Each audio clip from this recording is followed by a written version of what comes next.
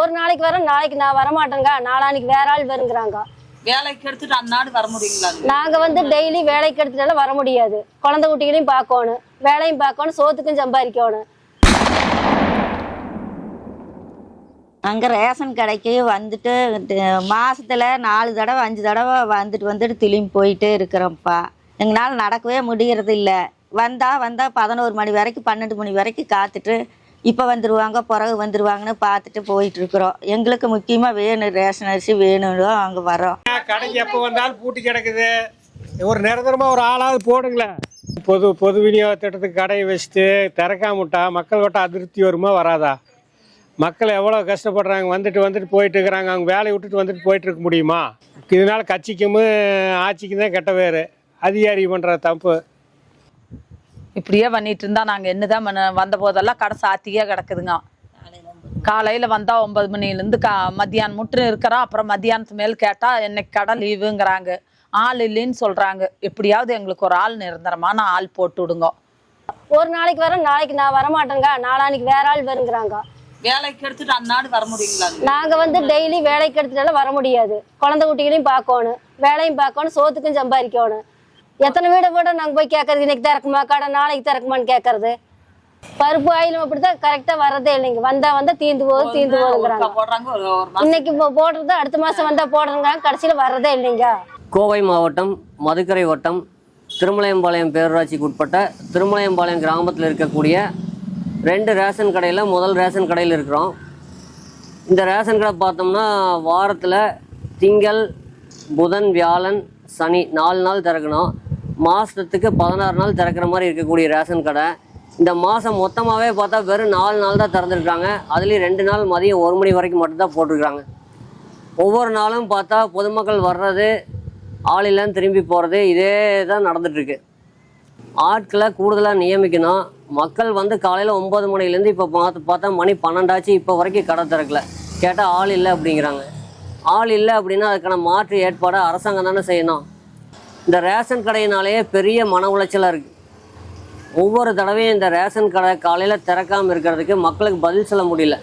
Ration கடைக்கு ஆளே வர்றதில்லைங்கிற பிரச்சனைக்காக 1967ங்கிற ரேஷன் கடை சம்மந்தமான புகார் எண்ணை கூப்பிட்டு புகாரும் கொடுத்தாச்சு.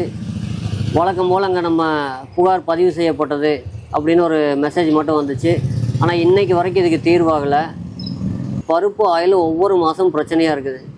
போன மாதம் வாங்காத பருப்பு ஆயில் இந்த மாதம் சேர்த்து வாங்கிக்கலான்னு செய்தியில் துறை ரீதியாக சொல்லிடுறாங்க. ஆனால் இங்கே வந்து பார்த்தா போன மாதத்துக்கும் பொருள் வாங்கலை, இந்த மாதத்துக்கான பருப்பு ஆயிலுமே நிறைய பேர்த்துக்கு வராமல் இருக்குது. கடையும் முழுசாக திறக்கிறதில்ல. இது வந்து நான் இருக்கிறது முழு நேர கடை. காலையிலேருந்து சாயந்தரம் வரைக்கும் இருக்க வேண்டிய கடை.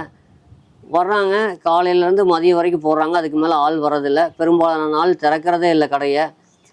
மக்களுக்கு பதில் சொல்ல முடியறதில்ல. நாங்கள் இங்கேருந்து என்ன பண்ண முடியும், புகாரை மேலே சொல்லியாச்சு, கடைக்கு ஆள் போடுங்கன்னு கோரிக்கை மனு கொடுத்தாச்சு. ஆனால் இது வரைக்கும் தீர்வு மட்டும் ஆகலை. அடுத்த மாதத்துக்கு தேவையான அரிசி, பருப்பு, ஆயில், சர்க்கரை எல்லாமே பார்த்திங்கன்னா அடுத்த மாதம் 1ஆம் தேதிக்கு முன்னாடியே கடையில் ஸ்டாக் இறக்கிட்டு இருந்தாங்க.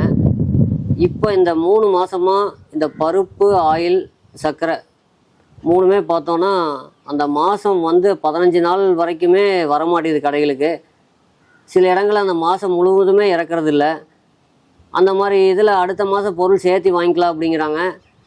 இப்போ அரிசி மட்டும் வாங்குறதுக்கு ஒரு தடவை வர்றாங்க, மறுபடியும் பருப்பு லோடு வந்ததுக்கப்புறம் இன்னொரு தடவை வர வேண்டியதாக இருக்குது, ஆயில் வந்ததுக்கப்புறம் மறுபடியும் வர வேண்டியதாக இருக்குது.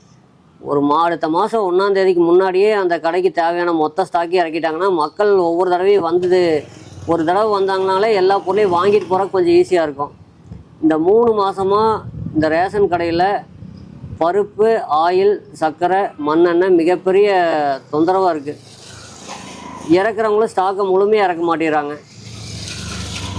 இதெல்லாம் உடனடியாக கவனித்து மாதம் 1ஆம் தேதிக்கு முன்னாடியே அந்தந்த கடைகளுக்கு என்ன அளவுக்கு பொருள் தேவையோ அதை இறக்குனா மட்டும்தான் மக்களுக்கு கொஞ்சம் சிரமம் குறையும். ஒரு நாள் வரணுன்னா பெரும்பாலான மக்கள் இங்கெல்லாம் பார்த்தா தினசரி வேலைக்கு போகக்கூடிய ஆட்கள். இதுக்குன்னு ஒரு நாள் லீவ் போட்டு தான் வரணும். விடுமுறை நாட்களில் நம்ம ரேஷன் கடை செயல்படுறதில்ல.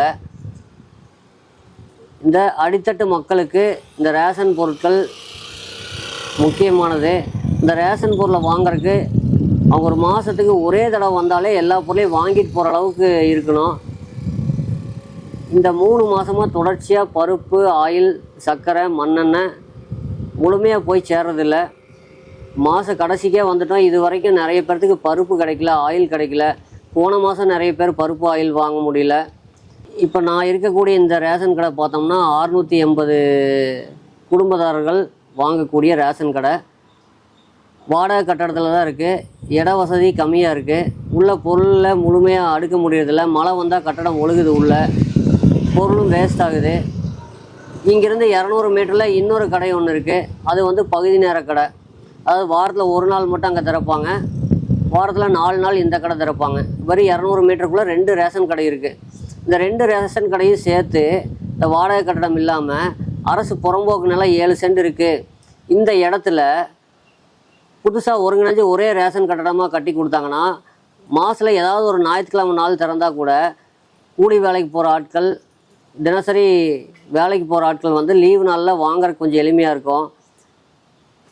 புறம்போக்கு நிலம் 7 சென்ட் இருக்குது, இதை வந்து ரேஷன் கடை கட்ட ஒதுக்கி கொடுங்கன்னு சொல்லி மாவட்ட வருவாய் அலுவலருக்கு லெட்ரு கொடுத்து 2 வருஷம் ஆச்சு. மேல் நடவடிக்கைக்காக அனுப்பப்பட்டுள்ளதுன்னு சொல்லி நம்மளுக்கு ஒரு பதில் கடிதம் வந்துச்சு. மேல் நடவடிக்கைக்காக எங்கே அனுப்பியிருக்காங்கன்னா மாவட்ட வழங்கல் அலுவலருக்கும் கூட்டுறவுத்துறை இணை பதிவாளருக்கும் அனுப்பியிருக்கிறான்னு சொல்லி லெட்ரு மட்டும் தான் வந்துச்சு. 2 வருஷம் முடிஞ்சது. இது வரைக்கும் என்ன மேல் நடவடிக்கை எடுத்தாங்கிறது எந்த ஒரு இதுவும் இல்லை. ரேஷன் கடைக்கு இடம் இருக்குன்னு சொல்லியாச்சு, ஒதுக்கி கொடுத்தாங்கன்னா மக்கள் நாங்களே கூட அதுக்கு தேவையான நிதியை நமக்கு நாமே திட்டத்தில் கூட கட்டிக்குவோம். இடம் இருக்குன்னு சொல்லிட்டோம், எங்கே இருக்குங்கிற எஸ்எப் நம்பரும் கொடுத்தாச்சு. நடவடிக்கை எடுக்க வேண்டிய அலுவலர்கள் எடுக்கிறதில்ல. இந்த அதிகாரிகள் இப்படி செய்கிறதுனால மக்கள்கிட்ட பெரிய கெட்ட பேராக இருக்குது. இதுக்கு ஒரு நிரந்தர தீர்வாகணும்.